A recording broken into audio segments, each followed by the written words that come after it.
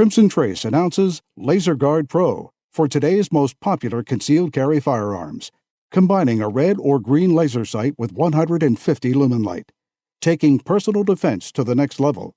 Available now at your local dealer.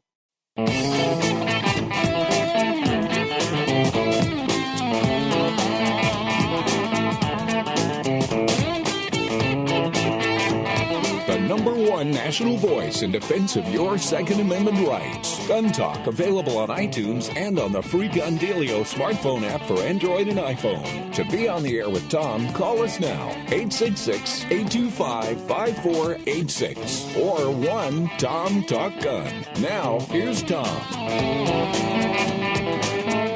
Hey, welcome back to Gun Talk. Tom Gersham here. Our number is 866-TALK-GUN or just dial Tom-TALK-GUN.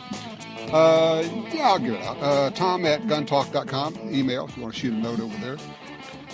I've spent a fair amount of the last 30 years documenting how the gun ban industry, as I have come to call it, persuades people to their point of view. And also getting us to use more effective terms and words and tactics and techniques, basically being smarter rather than just trotting out bumper sticker slogans. It's about being persuasive, and it's about understanding the medium of being persuasive and how it works. And occasionally you run into somebody who really gets it, and our next guest absolutely does. Dan Wos has written this pretty great book. I'm reading it right now. Good Gun, Bad Guy, Behind the Lies of the Anti-Gun Radical. He says he was an anti-gunner. Now he is a pro-gunner. Joins us right now. Dan, welcome to Gun Talk. Hey, Tom, thanks for having me on your show. I've been looking forward to this because you, too, get it.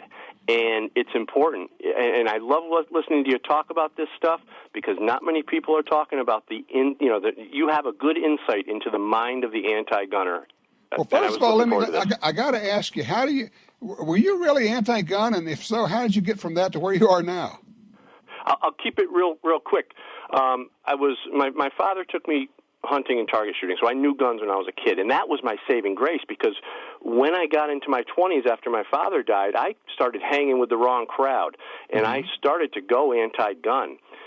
Just by surrounding myself with the people, like we talk about this stuff, we talk about the propaganda, the people, the conversations you're surrounding yourself with, and you can easily go that route. Luckily for me, I knew that guns weren't these dangerous things that everybody was talking about, right. And then I had a situation in my life where I realized that what am I doing? Am I crazy here? Disavowing guns, something that can protect me and my family. So that was the turning point, and then as I started to really dig in, I started to understand the propaganda and their marketing strategies, and it's really amazing, and it's pretty smart on the anti-gunner side of the conversation. They're pretty good. They really are. Now, you say something in here. You say that the gun control argument and their whole movement is corrupt. You talk about corruption there. What do you mean by that? Well, the whole concept of gun violence. Let's just take that one term that they use. Sure. It's based on a lie. There's no such thing as gun violence. There is a thing called human violence, which is what we really should be focusing on. The gun is just the effect. Let's talk about the cause. Let's talk about what's and I'll get to the corruption point in a second here. But let's talk about what's at the cause of human violence. If we were to talk about that, Tom, we'd be forced to talk about gang violence, drugs in this country, whether they be illegal or legal.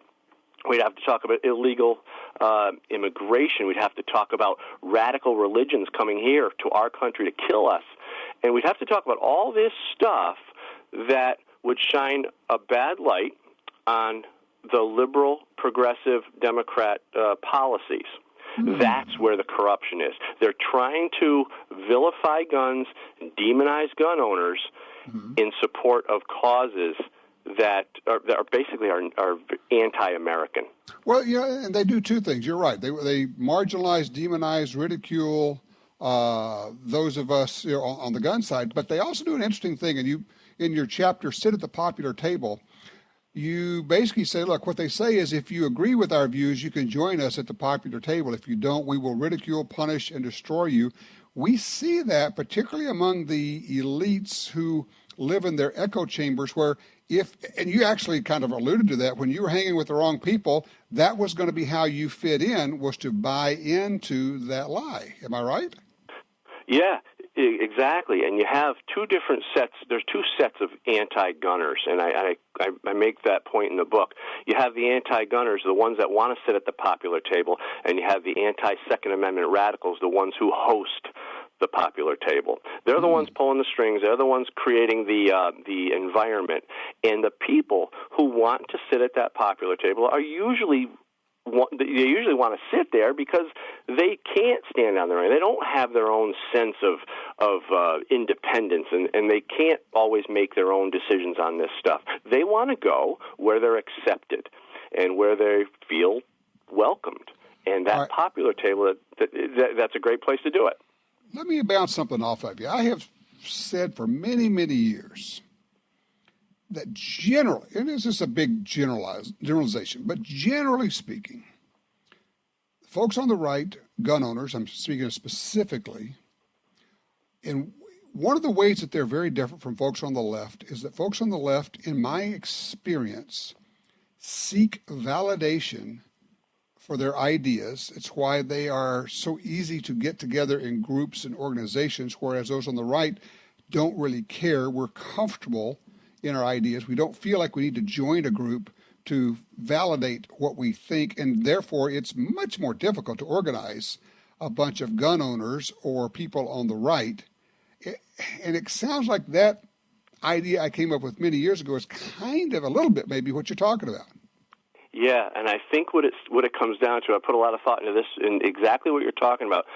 I think it comes down to first of all, an understanding of how important personal responsibility is, number one, and and self-esteem. When you take responsibility for your life, you generally have a higher level of self-esteem. You can stand on your own, you can make your own choices, and you're willing to be held accountable for your failures. It's not like that on the left. It doesn't seem to be like that. It seems to be the blame is always being pushed off onto someone else. There seems to be a lack of esteem on the left, where there's a stronger sense of self-esteem and personal responsibility on the right.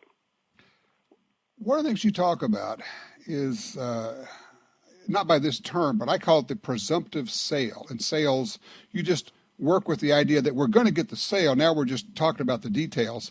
But like when they're doing poll questions or they're asking somebody a question, they say, well, since guns are dangerous, and then they ask the question, it's like we've already thrown out the presumption, which is, of course, the thing you should be talking about in the first place, but they give that away.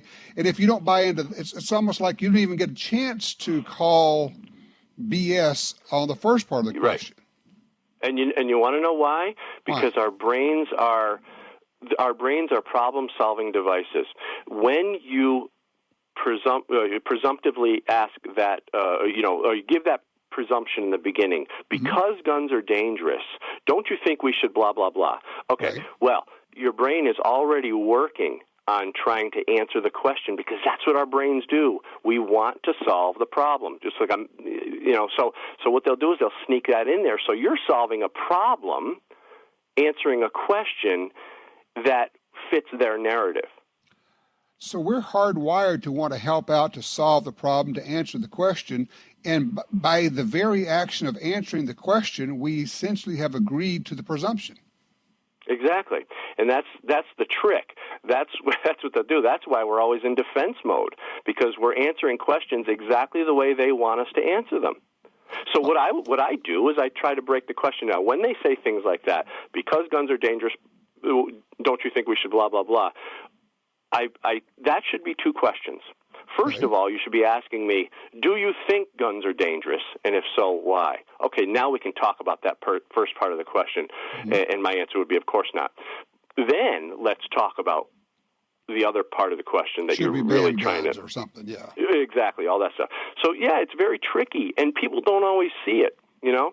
Well, I like the way, and you give us tools in the book, and by the way, the title of the book is Good Gun, Bad Guy, Behind the Lies of the Anti-Gun Radical by Dan Wos, W-O-S.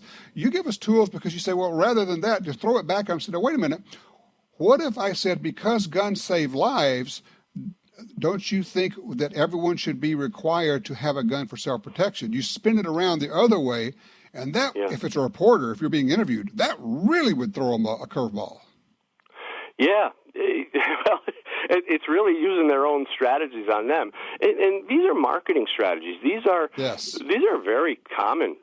Businesses and companies use these things in television commercials and, insurance. Insurance companies are the greatest at this because they'll show you, they'll make you scared. This tree could fall on your neighbor's car. Well, it could fall on your car too, so you need to get this insurance. But that's what they do. They'll use fear. They'll use little tricks, and they'll use all sorts of stuff to keep the conversation in their realm, in their ballpark, in their narrative.